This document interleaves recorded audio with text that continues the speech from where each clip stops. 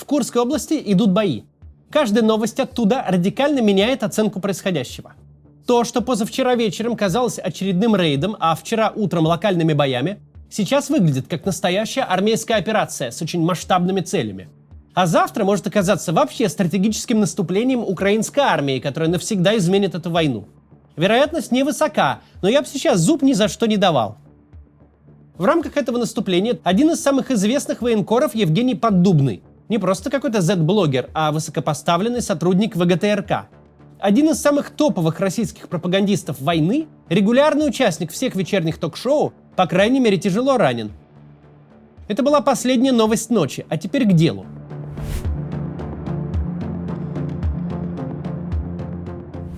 Стало ли что-то яснее к вечеру?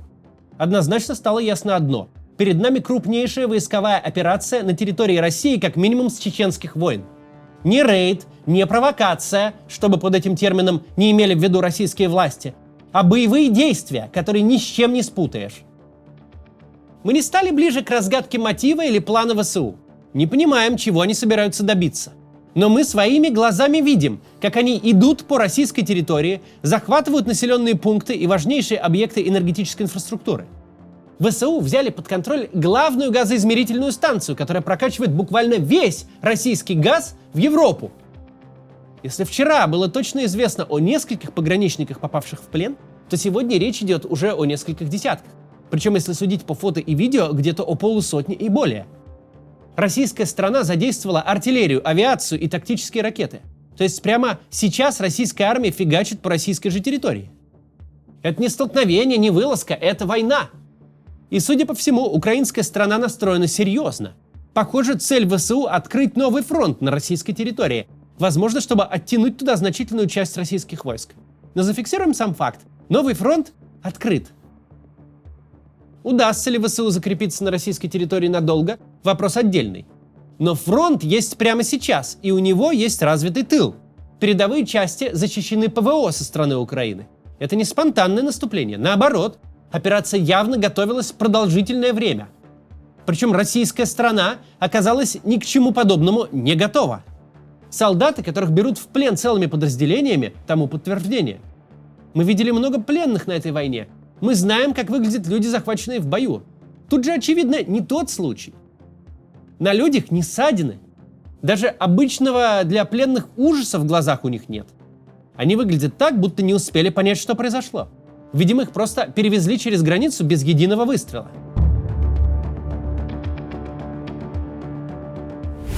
Перед нами грандиозный провал российских спецслужб, армии и разведки.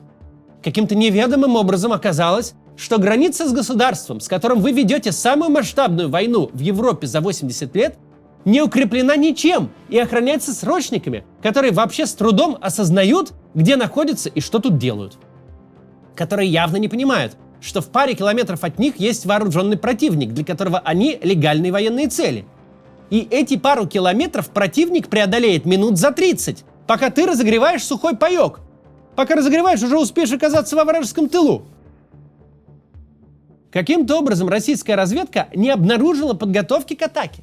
Каким-то образом никто не заметил стягивания живой силы и техники. Опять же, происходит не рейд силами взвода из 3,5 человек с парой боевых машин.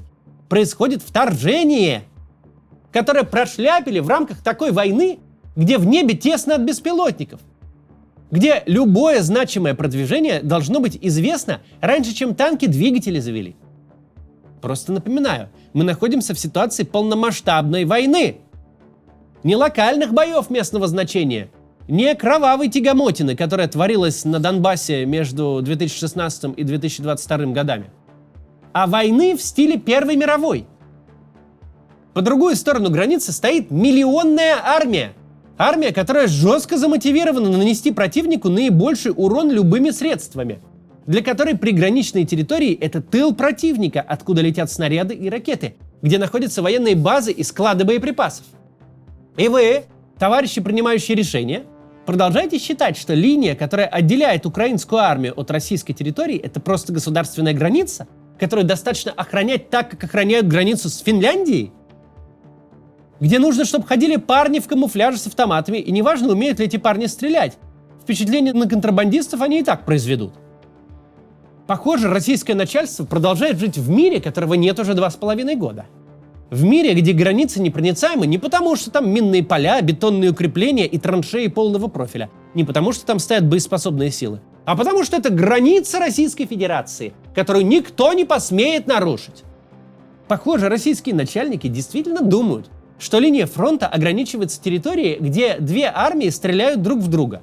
Видимо, они искренне убеждены, что им можно по детской больнице ракетой фигачить, а другой стране положено соблюдать какие-то неведомые приличия и играть в пределах определенной песочницы. Реальность заключается в том, что с первого дня войны линия фронта равна всей протяженности российско-украинской границы. Где-то этот фронт активен, где-то до поры до времени может быть затишье, но граница между Сумской и Курской областью – это уже 3-й год как не просто госграница, а линия разграничения двух армий. И вот одна из двух армий решила на неактивный участок фронта подзабить, оставив там обычных срочников без поддержки, укреплений и механизированных подразделений с тяжелой техникой. Удар по такому участку – это не акт какой-то военной подлости или вероломства. Это просто использование военной возможности. И прямое следствие безумной дури российского командования, которое, как оказалось, было занято чем угодно, кроме защиты собственной территории во время полномасштабной войны, и оставило смехотворные пограничные силы на расправу противнику. На что рассчитывало российское начальство? На то, что господа американцы, которые в шизофреничной путинской логике командуют украинским руководством, запретят ВСУ вторгаться на российскую территорию? То есть рейдов, вылазок, диверсий, атак дронами, обстрелов, подрыва машины Дарьи Дугиной и кафе в Питере, ударов по Крымскому мосту, всех предыдущих намеков не хватило, чтобы понять, что Зеленский в Белый дом за разрешением не ходит? Когда дрон прилетел по шпилю Сенатского дворца в Кремле, это, по-вашему, американцы выдали карт-бланш? Мы знаем, что немцы были в высшей степени возмущены, когда их комплексом Patriot сбили 2 самолета и 2 вертолета на территории России. И точно так же знаем, что у немцев никто разрешения не спрашивал и прощения не просил. Украина ведет свою войну не за Америку или Европу, не под командованием внешних сил. Украина ведет войну на выживание. Войну с противником, который движется вперед, хоть и медленно, но стирая с лица земли целые города. В реальном мире, а не в мире путинских фантазий, у Украины нет никаких тормозов, нет никаких резонов считать, что какая-то линия на карте, разделяющая две области, это неприкосновенная сущность, а не участок фронта, где противник наиболее слаб. Не надо быть 7 пядей во лбу, чтобы посмотреть на карту и сказать: так, вот у нас укрепления в Херсонской, Запорожской, Донецкой и Луганской областях, и их занимают такие-то силы. А в Курской области у нас какие укрепления и какие силы? Чтобы этого вопроса не задать, нужно быть каким-то альтернативно одаренным государственным и военным деятелем, какие сидят в российском генштабе, но не в украинском. Чем Курская область отличается от Запорожской? Тем, что это территория России? Так мы тут четверть Украины России объявили. У нас Херсон российский муниципалитет. У нас улицы Запорожья в государственный кадастр внесены. Какая невидимая сила, какой дух права и международных отношений должны защитить границу государства, которое своими руками обесценивало идею неприкосновенности собственной территории? Еще во время первого рейда РДК мы говорили, развязать войну у своих границ и даже минимальным образом не озаботиться их сохранностью, идти на Киев, забив на безопасность Курска и Белгорода, в этом все российское государство, вся его инфантильность. Напрочь отсутствующий навык связывать поступки с их неизбежными последствиями. С первых рейдов прошло 1,5 года, но до тех, кто эту войну начал и ведет, очевидно, до сих пор не дошло, что есть огромный участок фронта, который может вспыхнуть в любой момент, и к этому нужно готовиться. Мы видим, как люди, техника, боеприпасы расходуются на безумные задачи. Мы видим, как на захват села в 1,5 улицы кладут целый батальон, сотни людей, десятки танков, просто чтобы добавить в сводку еще один топоним, чтобы пройти пару километров по дороге в никуда. А тыл в это время оказывается совершенно оголен. Настолько, что российскую территорию можно захватывать квадратными километрами прямо на глазах. И делать это очень скромными силами.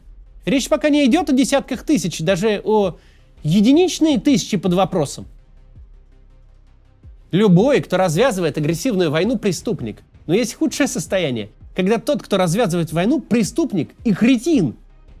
Когда он не просто запускает необратимую и неуправляемую последовательность событий, результат которой предсказать невозможно, но когда он, видимо, искренне не понимает, что война выглядит именно так.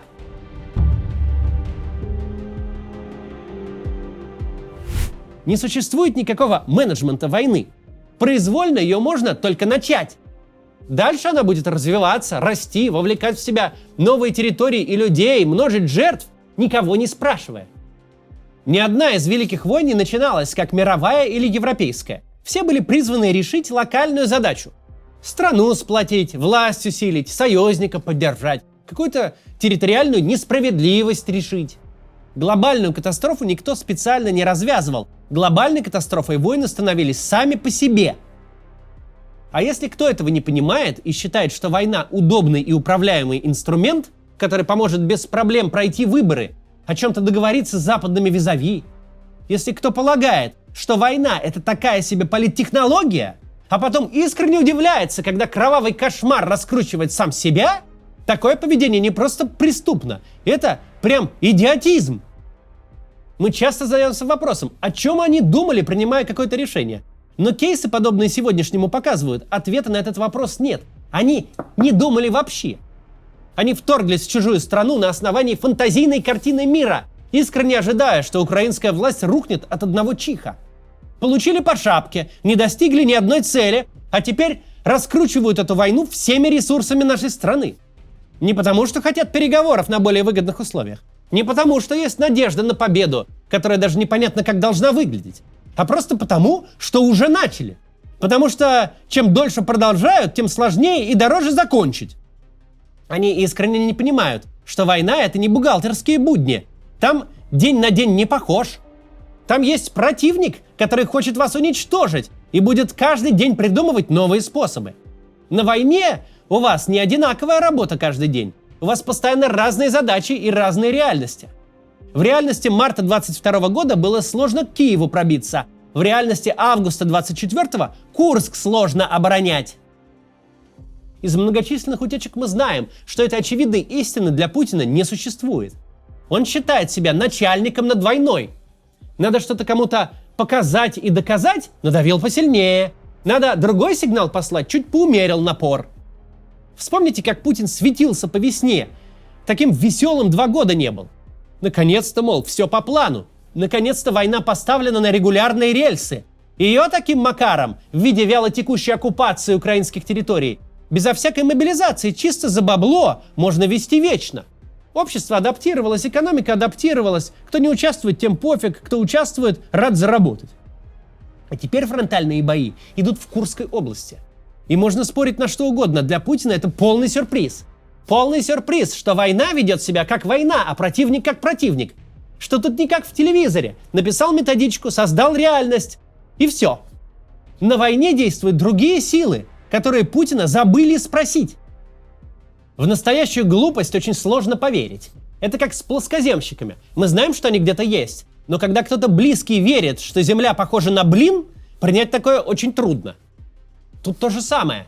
Поверить, что глава ядерной державы не понимает, куда вляпался, не осознает весь ужас последствий и искренне им удивляется, поверить, что у него нет плана или идей, но есть идиотическая вера в собственный фарт, в то, что надо просто ждать, и карта попрет. Ведь раньше так и работало.